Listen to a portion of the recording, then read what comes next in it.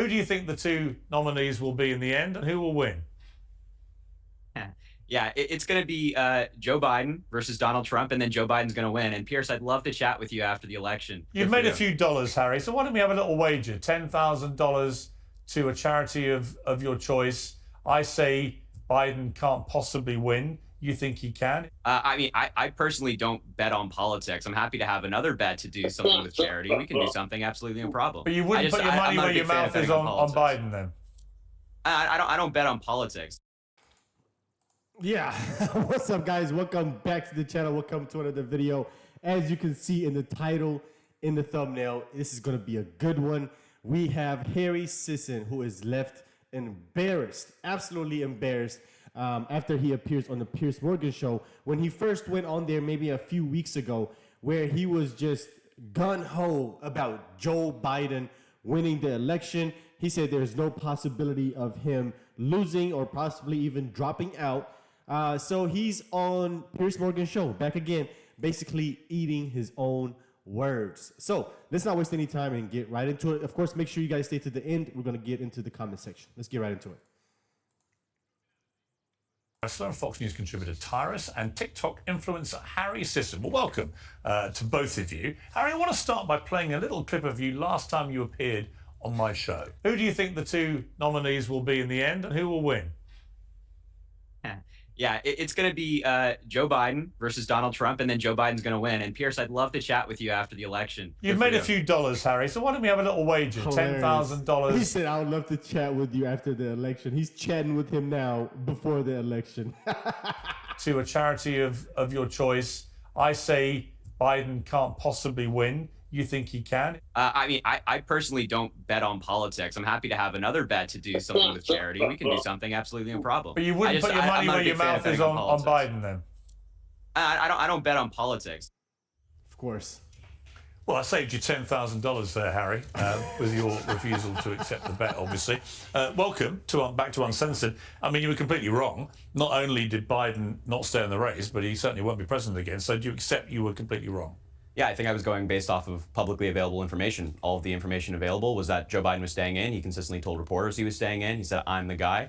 And then he huddled with advisors in Delaware, saw the data, said it wasn't looking good, and made the honorable decision to bow out. But with respect, why would a young, dynamic guy like you, how old are you? 21. You're 21. So you're 60 years younger than Joe Biden. That's right. Right. It was blatantly obvious to everybody that Biden was done, especially after the debate. Why would you continue to pretend that he wasn't? Because I look at the record, I'm always of the view that achievements and policy matters more than like this talk we have in the media of, oh, Biden's this, oh, Biden's that. I've met the man as well. I've talked to him. He was fantastic. He was sharp. I had questions. When was that? That was in May. He was sharp? Yeah. How sharp? Very sharp. He answered it was around that time he was full. falling off stages, he was face planting, he was tumbling face planting. I mean, tumbling I feel like down the steps of Air Force One, falling off bicycles. He was saying all sorts of gobbledygook in statements which the White House had to rewind. So how sharp was he? I mean, he was great. I gave him questions he didn't have beforehand. He answered them in depth, and we had a conversation after the cameras were turned off. I had no problems then. I had no problems now. I still think Joe Biden is fit to serve. If he were the candidate, I'd still think he's fit to serve. Really? Yeah. Okay, Tyrus. Joe Biden is still fit to serve. I mean, this guy is so clueless. He reminds me of, what's his name? Dan Goldman, I think that's his name. One of the congressmen. Yeah, that's who he reminds me of, like a younger version, just a smug, kind of like know-it-all type of liberal. It's so annoying. It's like, anyway. The guy I watched last night doing this national address, I'm sorry, I felt it was really sad. It was elder abuse. I think at this point, we're arguing about the wrong thing. Whether he's fit to serve or not fit to serve, history was made in the sense that the donors basically said no more money. Right. And they don't do that because they think, oh, the polling shows you're down this month. So the ugliness of this is that Joe Biden's legacy is going to be affected because of what happened. The policies and stuff that we're running historically didn't ever fit Joe, which people raise their eyebrows to. And then you're seeing all this cover up of how sharp he was, and that's a interesting word because it's used a lot. And I always find when different people all use the same word, it's a talking point. Like, and that's the problem. We need to get away from talking points. I'm glad that he stepped down, because I took no joy in criticizing speeches from somebody who was doing the best they could. And he probably has moments where he's brilliant, but that's the ugliness of aging, that one day everything's going great. Yeah. And it's happened to us all. Like one day, like wrestling, I'm throwing guys around, and one day I'm a step slow. It happens. And you'll have good days and you have bad days. And that's great in any other profession but being the president of the United States and basically the policeman of the world. You know, what I was struck by, Harry, last night was he kept talking about, you know, the threat to democracy and the importance of honesty and integrity in public life and so on. But then he said this about passing the torch. Just listen to this clip. I've decided the best way forward is to pass the torch to a new generation. It's the best way to unite our nation.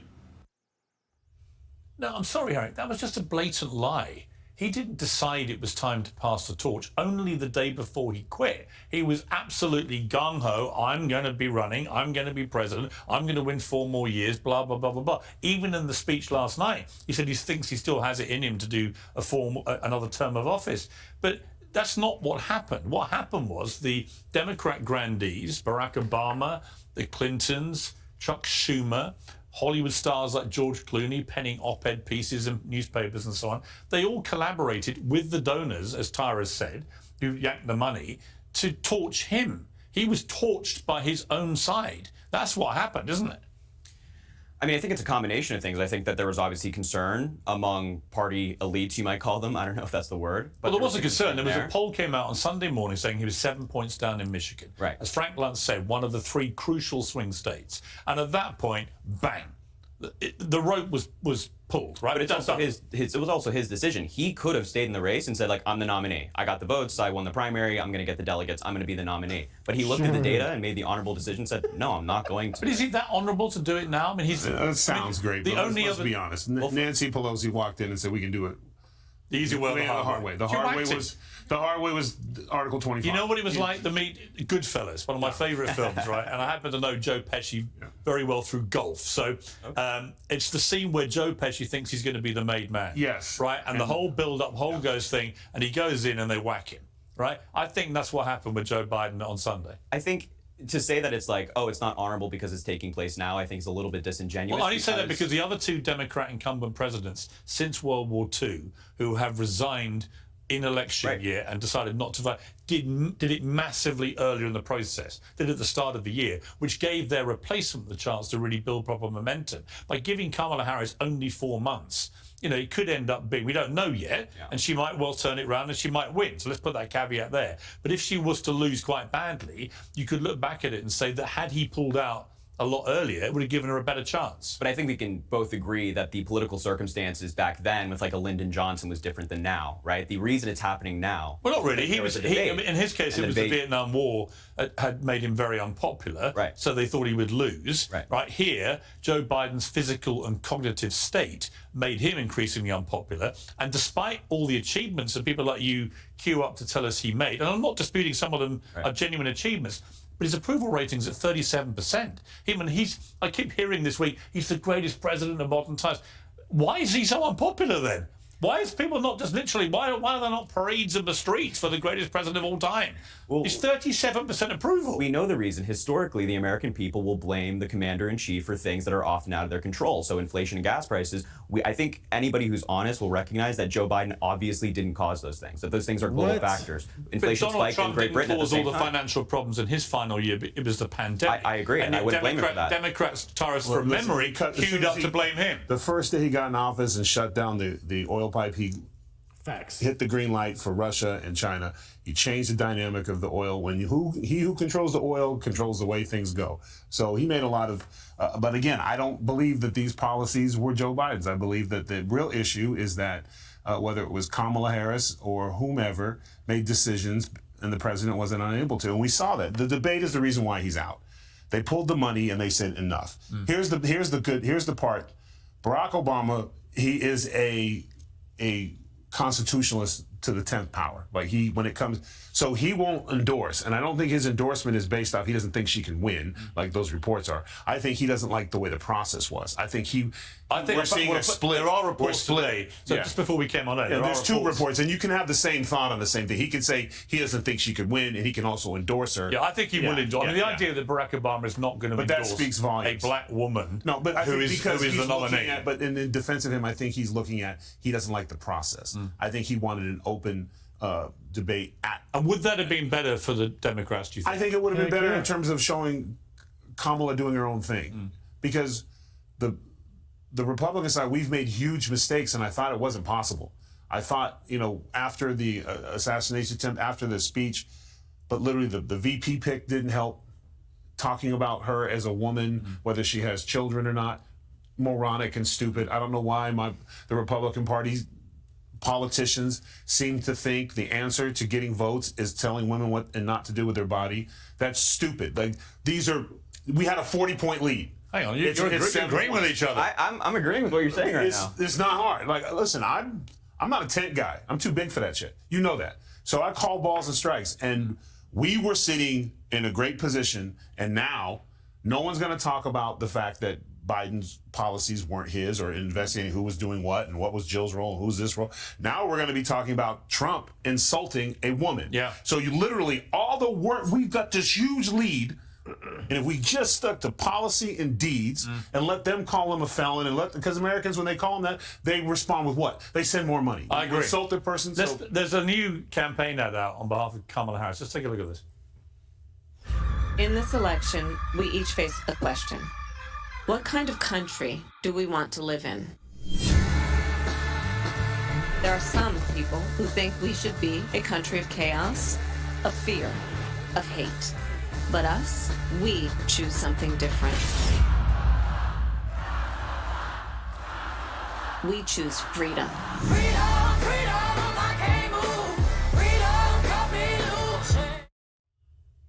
You know, Harry, my mother, who's just turned 80, very youthful, glamorous 80, I might add, but she messaged me yesterday saying, what do you think of Kamala Harris? She seems to have added a lot of energy to this race, which I thought was a really interesting observation. Whether you like her, don't like her, agree with her, don't agree with her, there's unbelievable amount of new energy in this Democrat side of the race, because she is 20 years younger than Biden, obviously on her game, she's smart, she's presentable, she's good on TV, she's galvanizing people, the money's pouring in and so on.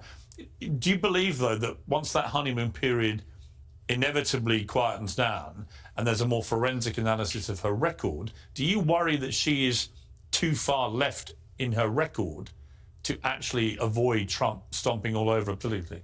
Not at all. I think that the idea that she's just like this progressive liberal who only sides with progressives and doesn't reach across the aisle is nonsense. I mean, she's been part of the Biden administration. She was rated more left than Bernie Sanders. I mean, I think that if we actually look at the policy on an individual level, that's not the case. Bernie Sanders is like for Medicare for all. Kamala Harris has never endorsed such systems. So I think we actually have to look at the policy, and that tells a different story.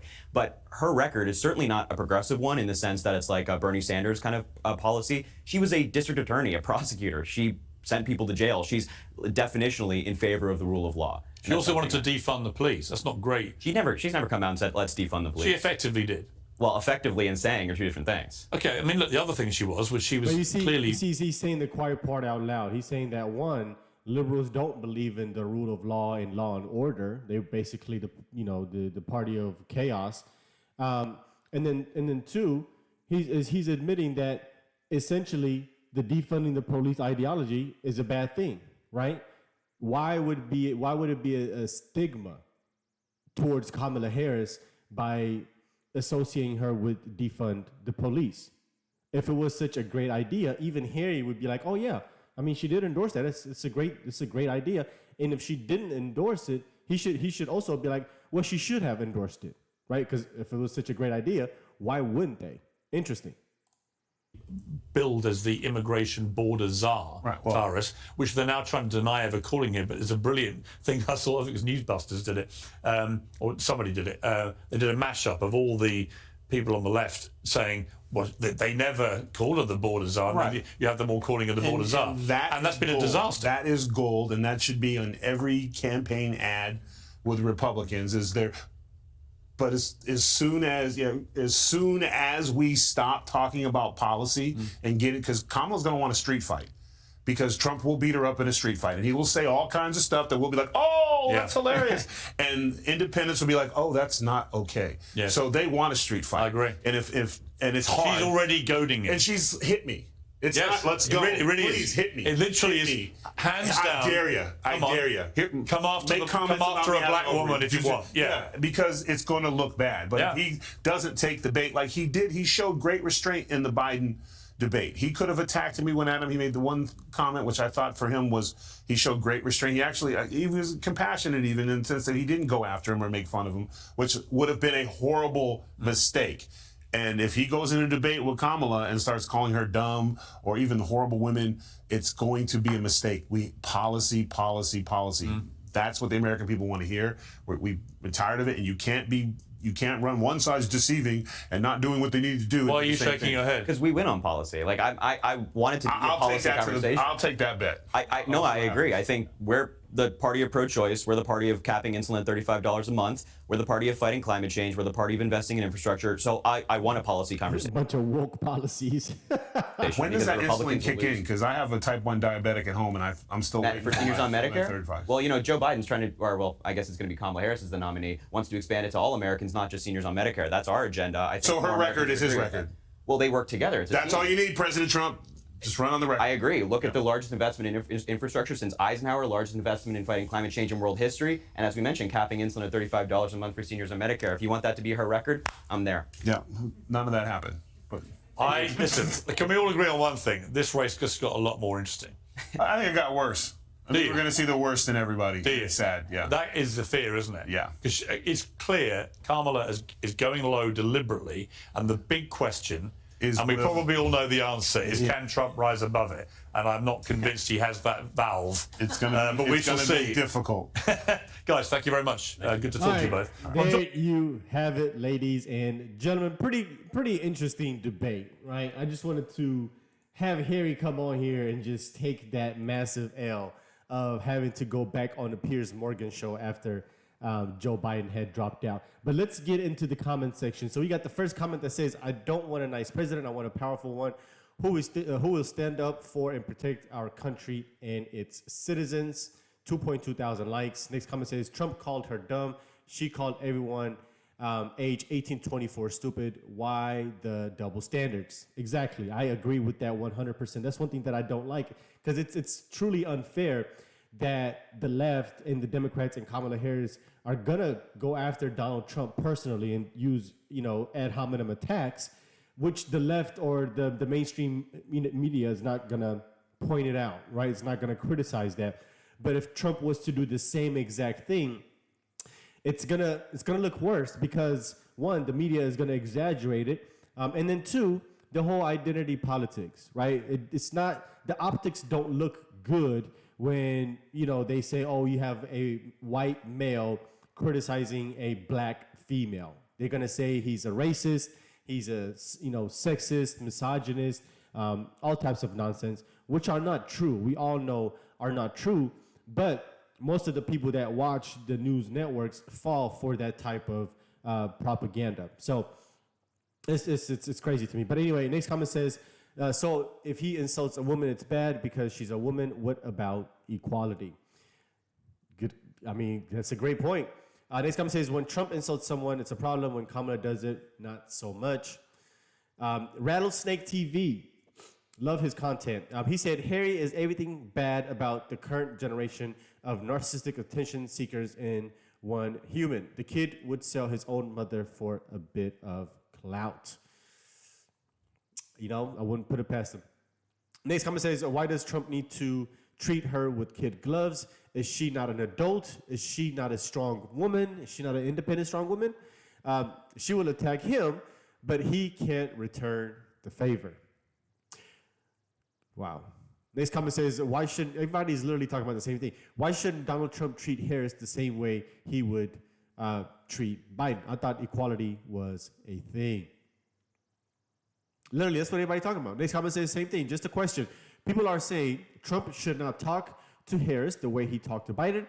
If she can't handle Trump, how can she handle Russia and China and even Korea? You got Iran. I mean, you got all types of, excuse me, you got Middle Eastern countries who don't respect women whatsoever, and our biggest, adversaries are in the Middle East. So I don't know how that's gonna turn out. So anyway, let me know what you guys think. I hope you enjoyed the content today. If you want more, if you're new to the channel, please consider hitting the subscribe button. I'll see you guys on the next one. Peace.